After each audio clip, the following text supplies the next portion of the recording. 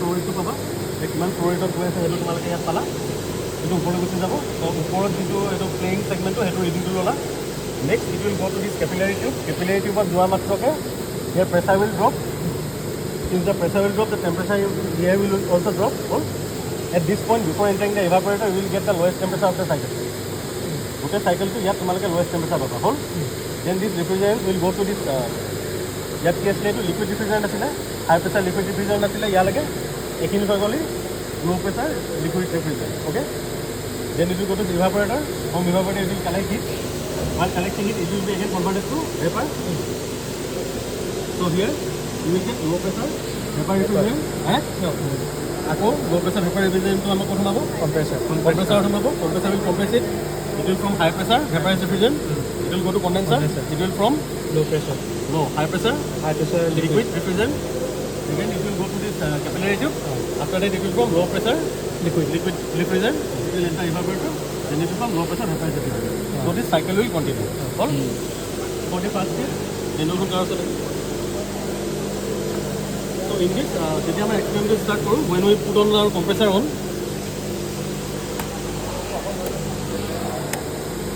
compressor তো আমি যেতিয়া অন কৰো এটা মালফাংশন হৈ আছে যেতিয়া compressor টো ভ্যাকুয়াম ক্রিয়েট করে to compress so this suction pressure will be always tends to negative and discharge pressure will be positive ইয়াত এটো যেহেতু কাম নাই কৰা so discharge will not so positive এনে ইউজুয়ালি আমাৰ suction টো অলমোস্ট এনেকে নেগেটিভ হ'ব লাগে 6 এনেকে কিবা খালা আছে discharge will be positive so ইয়াত তোমালোকৰ kg per centimeter square psi আছে so basically psi to common go for psi yet psi to outer to hoy yet psi to upor to hoy on go for that so pala p1 p2 pala on then vlet vwe is this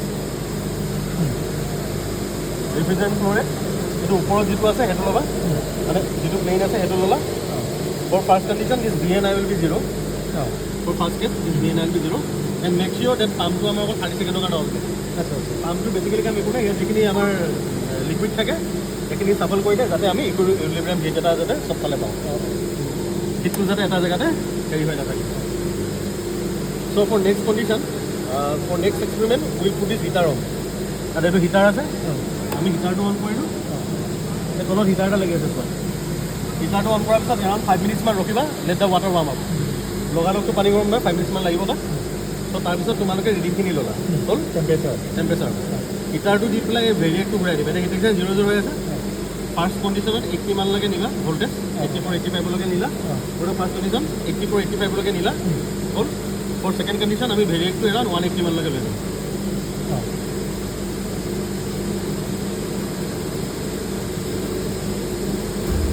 180 190 ভিতৰত ৰাখি দিলা হ'ল হিটাৰটো বেছি গৰম হ'ব তোমালোকে ৰখি দিব লাগিব মানে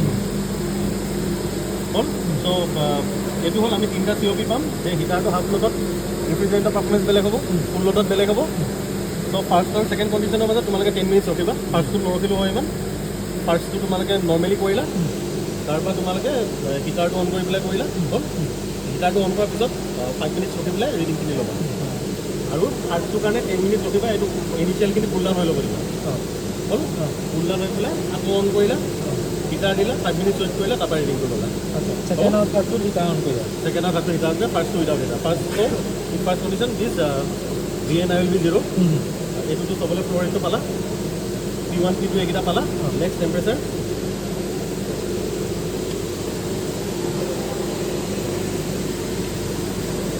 here p1 means temperature at condenser compressor suction kundu hoy etu discharge this is compressor suction hol ইয়াত মাৰিবা ইয়াত যেটো টেম্পাৰেচাৰ আছে সেইটো নোট ডাউন কৰিবা হল দিস ইজ কম্প্ৰেসৰ সাকশন লোৱাৰ পিছত বন্ধ কৰিবা নহলে হিট লস হ'ব হল নেক্সট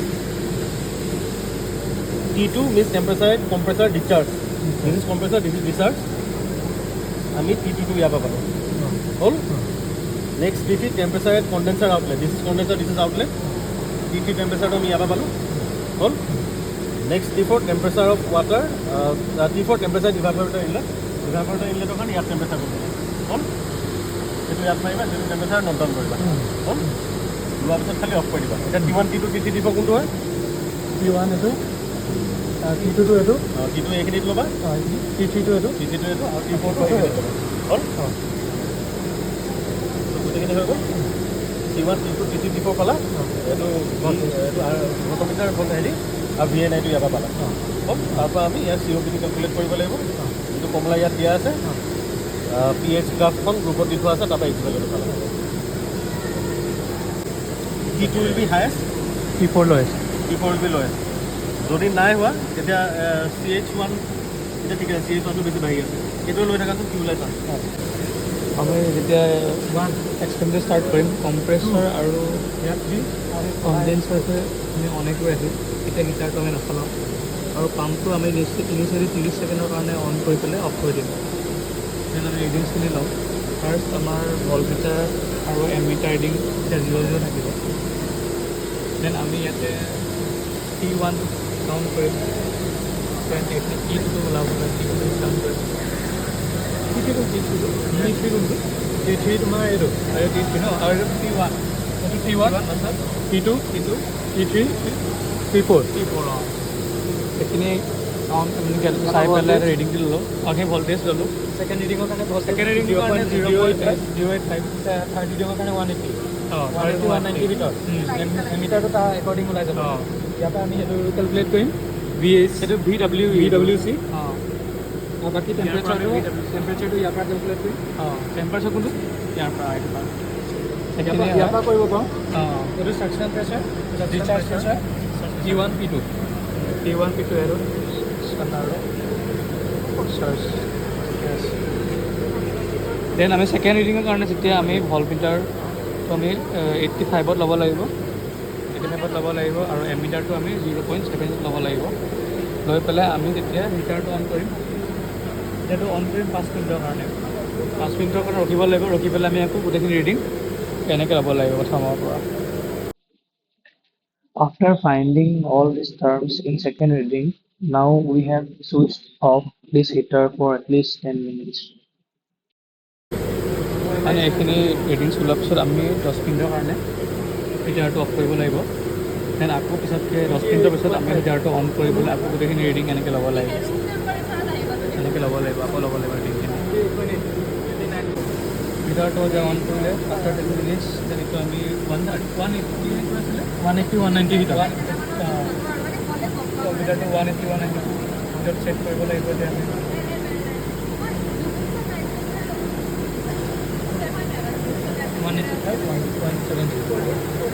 যিহেতু এতিয়া আমি হিটাৰটো অন কৰিলোঁ, তো আগৰ নিচিনাকৈ আমি 5 মিনিট ৰখিব লাগিব অন কৰি পেলাই, মানে এইটো আমি গৰম কৰিবৰ কাৰণে ৰাখিব লাগিব। তাৰপিছত আফটাৰ 5 মিনিটছ আমি এইটো কাউণ্ট কৰিব লাগিব, ৰিডিংছো ল'ব লাগিব। চিমে আছে, প্ৰেছাৰ আৰু এইবোৰ চিমে আছে। এইটো বহাই দিলা ন, এইটো 180 190 ভিতৰত হ'ব লাগে কৰিলে, এমিটাৰটো অট'মেটিক আহি যাব। T1টো চাওঁ চোৱা, 23 এই লিখাচোন তুমি লাষ্ট 93.3 T1টো ন।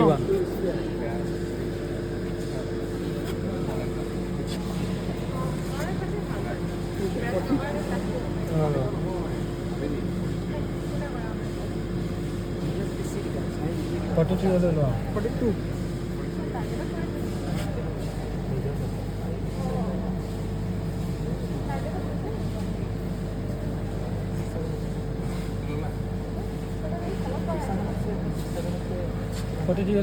Average. 40 or 2.5 no. 42.5. No, I don't know. 42.5. 3.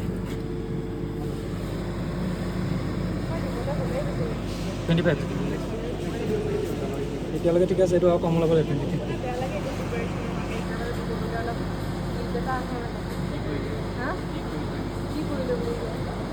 24.4